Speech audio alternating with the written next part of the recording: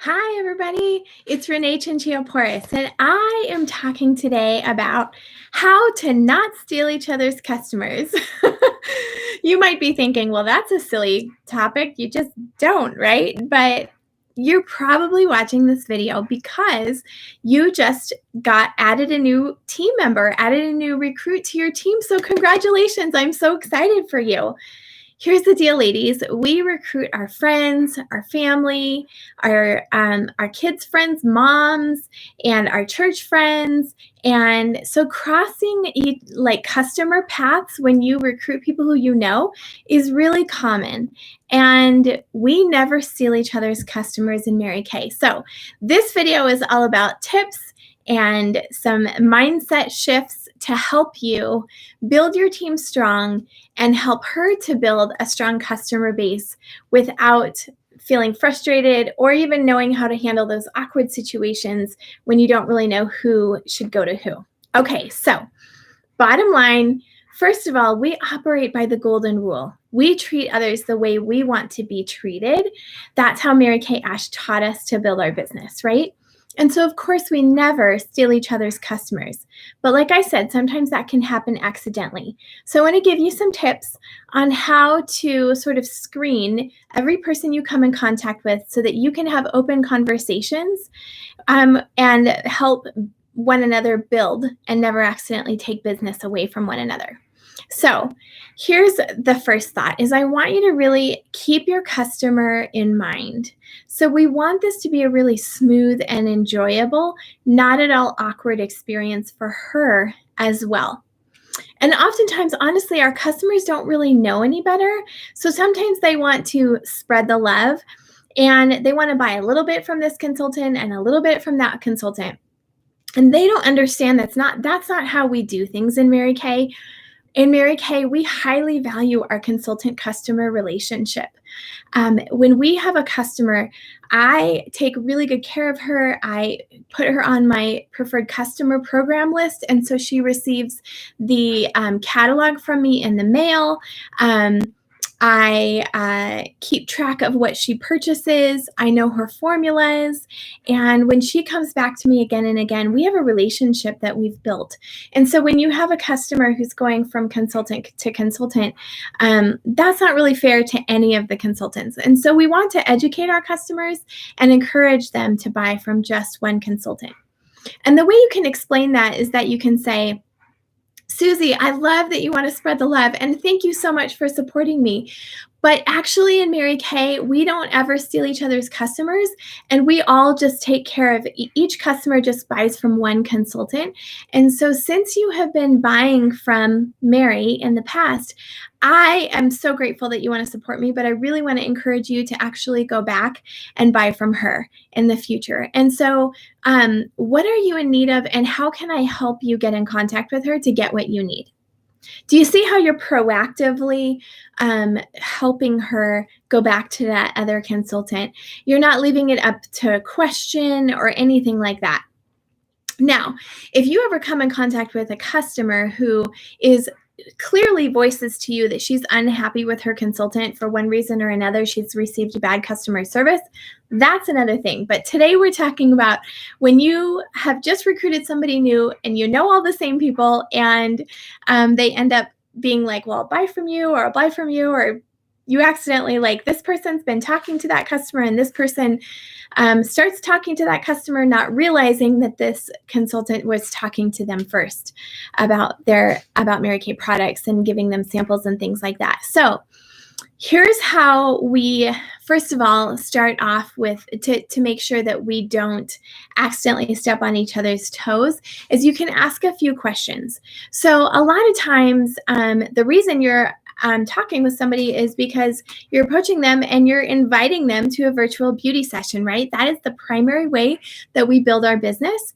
And so we're inviting them to a virtual beauty session, or we're adding them to our customer group. So first thing that you can do if you know you have friends in common is talk to your friend who recruited you or who you recruited and say, and just make sure, hey, have you already been talking to this person? Have you already given them samples? Like, who are you talking to so that I can stay away from them and make sure that I don't step on your toes? check your recruiter's customer group. If your friend who you were going to approach is already in her group, make sure you don't add her. You might approach her and say, hey, I see that she's in your group, but I just want to double check. Have you done a virtual beauty session with her? Have you given her samples?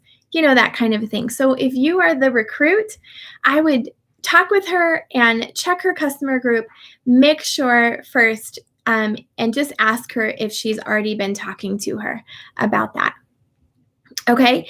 Second thing is, let's say you are inviting somebody to a virtual beauty session, and it's, hey, Susie, I am brand new and I need to learn how to do this virtual beauty session thing. Can I send you some samples, and would you hop on and can we do a virtual beauty session together, and so that I can practice or so that I can learn, right? And she's like, yeah, absolutely, I would love to. And so we have some questions that we ask to make sure, number one, that we're prepared, and number two, that we're not stealing each other's customers. And one of those questions is, what are you currently washing and moisturizing your skin with? If she says Mary Kay, this is the immediate question I want you to ask. Oh, that's great. Who do you buy your stuff from? Okay, I don't want you to say, do you have a consultant? Because she doesn't know what that means. I also don't want you to say, do you, well, I guess those are variations of the same thing, but you're going to ask, who do you buy your Mary Kay from? When you ask it that way, you're going to get some really solid information. Oh, I have been getting it from so-and-so. Or, well, I've been using this product, but so-and-so just gave me some samples. Okay, both of those are like ding, ding, ding, like red flags right there. Oh, she already has a consultant. And if that's the case, here's how you steer her back to her. You say, oh my gosh, Susie, that's great. I love that you are already well taken care of. And you know what? In Mary Kay, the way we never take each other's customers. And so actually you wouldn't even count for me, but I know that she is in an amazing contest and she would love to do this with you as well. Or she would love to, you could do this contest with her or something like that. So again, you're going to steer her back to that consultant so that she stays with her. Okay, let's see. I'm looking at my notes. Okay, now, if you're the recruit, if you just recruited somebody and you had started working with that person's friends and family, your role is to set your new recruit up for a ton of success. And so I want to encourage you right now, unless her friends and family already have a long history of buying their products from you, I want to encourage you to give that group of friends and family, those customers, to your new recruit as her customers for a couple of reasons. First of all, they're her friends and family, and they're naturally going to want to buy from her anyway. Second of all, you already probably have the skill of going out and meeting other people and networking and expanding and working with many people. And so we want to, again, set your recruit up for success. And so have an open hand, encourage them to go ahead and buy from your new recruit. If things don't work out, they're probably going to come back to you in the future anyway. But no matter what, it's going to do nothing. It's going to benefit you and your new recruit for her to have those customers. If you have them, it only benefits you. But if she has them, it benefits her and you because you're her team leader. Okay, so release, have an open hand. There are millions and millions of women out there that you both know that you can, that you each know that you're not crossing paths, and you can work with anybody in the whole United States. So have an open hand, be willing to give your new recruit those customers as an act of goodwill, which helps her launch, and it's going to benefit you anyway. Okay, now I'm talking to the new recruit. I want you to ask yourself, how would I want her to treat me in this situation? And maybe you just need to give her back. So yes, I'm talking to the recruiter and I'm saying, give these customers away to your new recruit. And I'm talking to the recruit and I'm saying, give those customers back to your recruiter. So what are we by default trying to do? Give people away to people, which is counterintuitive. I know, because you're trying to build a strong customer base. But let me tell you that what you reap, you will sow. And when you are open-handed and giving, that will be blessed. I promise you that. And ultimately, in the end, let's just ask, what would the customer herself, what would be the smoothest, most positive experience for her? And I'm going to give you an example. I'm going to give you a couple different examples. So my aunt has been buying a product from me for years. And let's pretend that I recruit my sister. Obviously, my sister and I have the same aunt. We both know her. Well, my aunt has been buying from me for years. I know what she loves. I know her customer history, like her formulas and her colors and all of those things. So it would be weird for me to try and say, okay, now you're going to buy from my sister. That's kind of bizarre. That's awkward for the customer, and we want the customer to have the best experience. Okay, here's another example. Let's pretend I recruit my best friend, and my best friend and I have 2 or 3 other, there's a group of 5 of us that are all besties. We're all pretty much all besties. And let's say I recruit my best friend, and these 3 people really haven't bought Mary Kay in the past. Let's say I have a Mary Kay party with these 4 women, and this girl signs up, my best friend signs up. Well, I'm going to encourage these people to go ahead and buy from her. Why? Because it benefits me and it benefits her, and because they don't have a history of buying product from me in the past, so I might as well give them away. Make sense? Okay, here's another example. Let's pretend that it's the same situation. I'm brand new. I sign up and I have some samples that I've been giving out to these people. And a month later, this best friend signs up. And unknowingly, innocently, she adds these 3 to her customer group, even though they're already in my group. Well, that's confusing for these gals, and they're not really sure who to buy from. They don't want to break any friendships or anything like this. So it would be my friend's best move to not approach these 3 gals, to not put these 3 gals in their customer group, but to let them continue to work with me, because we kind of almost started at the same time, and because I was kind of already working with them. Does that make sense? So there's some gray areas here. And again, this is where the more open-handed, the more giving you can be, and the more you can ask yourself, what is going to be the most positive,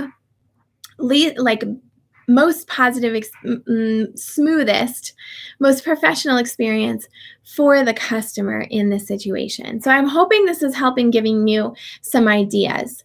Let's see. Okay. An abundance mentality says there's millions of women in the world, and we have no need to be arguing over customers, nor do we need to be concerned that there aren't enough, because I promise you there are. And I want to challenge you to get past your friends and family and start working with people that you don't already know as quickly as you can, so that this becomes a business. It's a hobby when we work with our friends and family. It's a business when we start to get past our friends and family and start working with new people and add new customers who we didn't know prior to starting Mary Kay. Okay, and then last of all, what is considered an exclusive customer, and when is it okay to go ahead and book or sell to her? So let's pretend you are past your friends and family, and you call somebody who was nominated to receive a swag bag and a gift card, and in your conversation, you find out from her that she used to buy Mary Kay a long time ago, but she has lost touch with that consultant. Well, that would be an appropriate situation where it's definitely okay to work with her. She doesn't really have touch with that person. Or let's say you're talking with somebody and they've bought product from a consultant through their mom's consultant in the past, but their mom's consultant never really personally reached out to them. She doesn't even really have her phone number. She just kind of bought through her mom. That's another situation in which it is definitely okay and appropriate for you to go ahead and start working with her. So I hope this helps. Bottom line, treat others the way you want to be treated. Never intentionally steal each other's customers. Do intentionally try to give them back. Definitely talk to your recruiter, be on the same page, have an open and giving hand about who you're working with and who she's worked with so that you're not stepping on each other's toes or making it confusing for your customers. And ultimately, work hard to get past your friends and family so that it doesn't even matter and you're really not stepping on anyone's toes anyway. And lastly, when you have experience and your new consultant, new recruit doesn't, give away those customers, help her build strong. So I hope this is helpful and happy recruiting. Congratulations on your new team member. I'm so excited for you.